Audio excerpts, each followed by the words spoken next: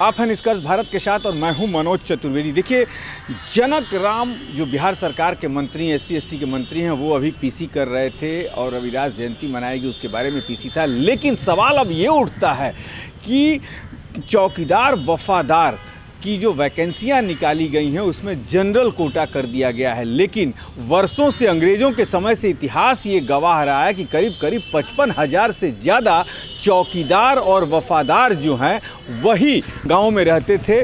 और जिस समय ये नौकरियां नहीं थी, कहा जाता था कि सबसे बड़ी डकैती कांडों को भी वही अंजाम देते थे। लेकिन सरकार ने जो है उनको मुख्य धारा से जोड़ा, उनको नौकरी की उनकी व्यवस्था की। तब से जो है नौकरी में वो रहना शुरू किए और जब वो रिटायर होते थे या VR देते थे तो उनको उनके बेटों को नौकरी दी जाती थी। ये परंपरा चलती थी।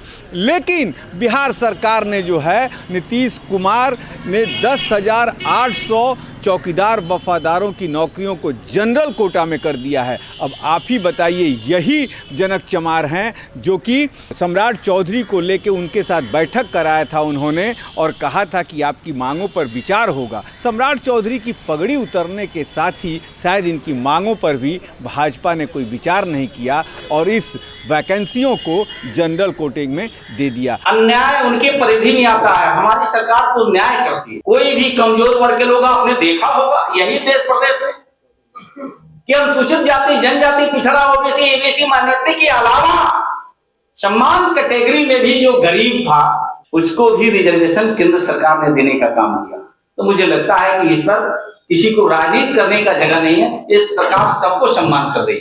चौकीदारों के मामले में लगातार NDA के जो नेता हैं वो चौकीदारों के साथ खड़े नजर आए। चौकीदारों को हित के लिए उन्होंने कहा कि हमारे रहते हुए हकमारी नहीं होगी। लेकिन उसके बाद नीतीश कुमार का फैसला अब तमाम नेताओं की चुप्पी बहुत कुछ बयां कर रही है कि NDA में सब कुछ सही नहीं है।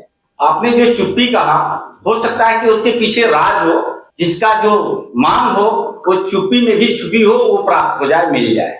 तो क्या आगे चौकीदारों में मिल सकती है जो आप कह रहे हैं, जो इशारा कर रहे हैं? यही सरकार तो बिहार राज्य को कैसे विकसित राज्य बनाया जाए। हमारे देश का नेता नरेंद्र मोदी जी बार बार कहते हैं कि जब तक पूर्वांचल राज्य मजबूत नहीं होगा, देश मजबूत नहीं होगा।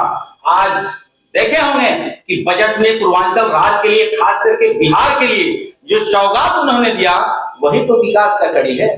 धन्यवाद, बहुत बहुत धन्यवाद, थैंक यू।